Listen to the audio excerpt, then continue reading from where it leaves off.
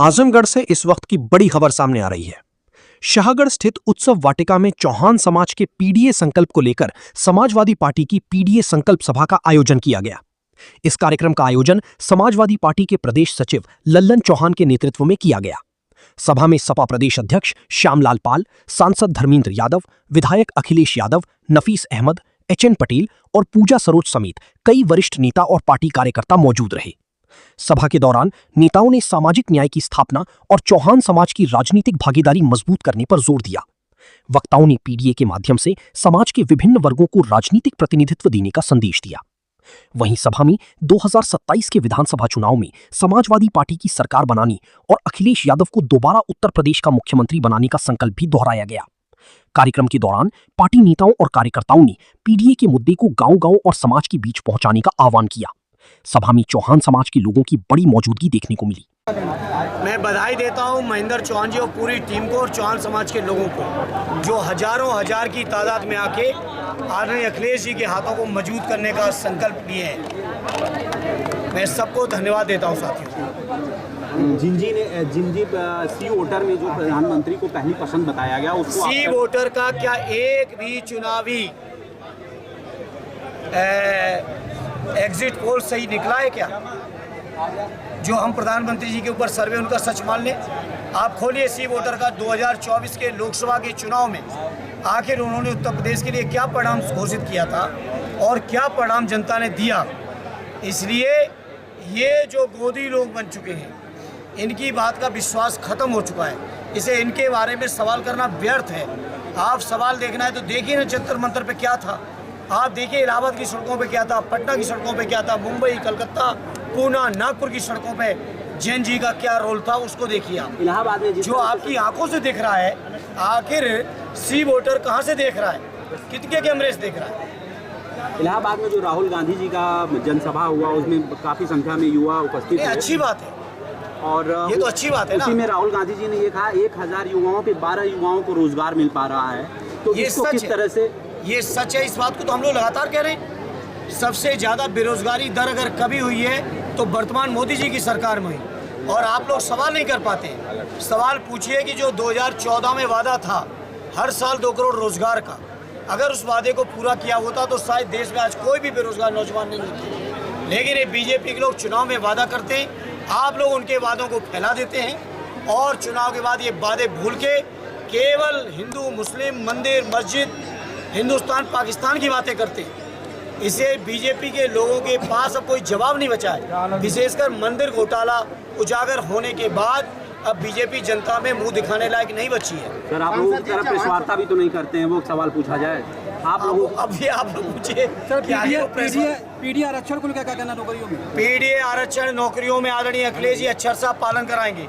और यही नहीं, आरक्षण तो खत्म कर दिया है। जो आउटसोर्सिंग की है, जो संविदा की भर्ती से आरक्षण लगभग नगण्य हो गया है। आदरणीय अखिलेश जी को जब मौका मिलेगा तो इस तरह की जो सेवाएं हैं, चाहे वो संविदा की हो, चाहे वो आउटसोर्सिंग हो, इनमें भी आरक्षण लागू करा के छोड़ेंगे। मैं बहुत बहुत बधाई देता हूं, धन्यवाद देता हूं। आज पीडीए का चौहान समाज का संकल्प दिवस रहा है और 9 अगस्त की इस क्रांति के मेला पर केवल चौहान समाज ही नहीं, बल्कि पीडीए का हर वह समाज जो आज पीड़ित है, वंचित है, शोषित है, जिनको संविधान के मुताबिक, आरक्षण के मुताबिक उनके हक और अधिकारों पर डाका डाला गया है। इसलिए ये समाज अब अंगड़ाई ले चुका है। आगे आने वाले दिनों में सामाजिक न्याय की राज की स्थापना कर उत्तर प्रदेश में आदरणीय अखिलेश यादव को मुख्यमंत्री बनाने जा रहा है। क्या कहना चाहेंगे सर 2027 को लेकर? 2027 समाजवादी पीडीए की सरकार बनेगी और मुख्यमंत्री उसके आदरणीय अखिलेश यादव जी होंगे।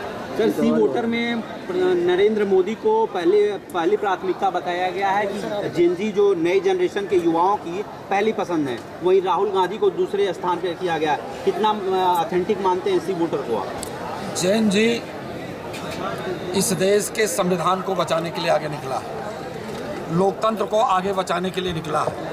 जिस प्रकार से भारतीय जनता पार्टी ने दिल्ली में जैन जी के ऊपर लाठियों से प्रहार किया है, डंडों से प्रहार किया है, FIR करके उन्हें जेल में डाला गया है, ये जैन जी आक्रोशित है। संविधान बचाने के लिए लोकतंत्र बचाने के लिए, नौकरियां पाने के लिए लालायित है। इसलिए जेनजी के नाम पर ये सरकार बनी है।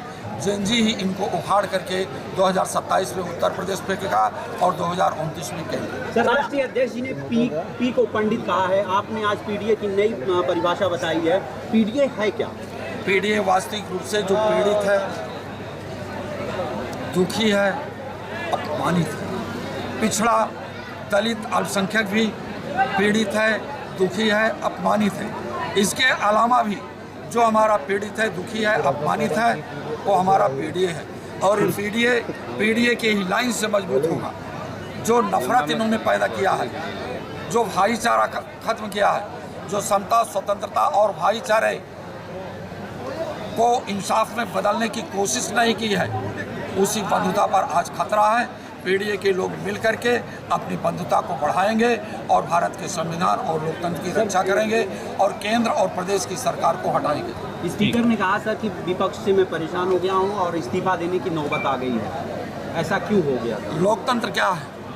विपक्ष एक आवाज़ होती है और उस विपक्ष की आवाज़ को ये अपने डंडे के बल पर बंद करना चाहते हैं, मौन करना चाहते हैं। विपक्ष सड़कों पर आंदोलन करेगा, विपक्ष हर घर में आंदोलन करेगा।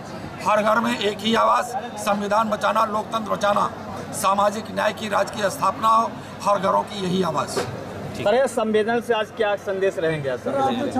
इस सम्मेलन का संदेश भारतीय जनता पार्टी, खत और समाजवादी पार्टी आई। सर, सरकार हर घर तिरंगा का अभियान आज से शुरू कर रही है और आपने भी संकल्प दिवस आज मना रहे हैं। दोनों के पीछे आप लोगों को मालूम है, मीडिया के लोग, ये तिरंगा झंडा इनके खून से नहीं बना। ये खून उनका खून लगा है जिन लोगों ने देश के लिए बलिदान दिया, जिन्होंने संघर्ष किया, जिन्होंने अपनी आन मान शान के लिए अपने आप को न्यौछावर कर दिया है। आज वो तिरंगा लेकर के चल रहे हैं, उनका कितना खून बहा है, उनसे सवाल आप कर लीजिए। ठीक है सर।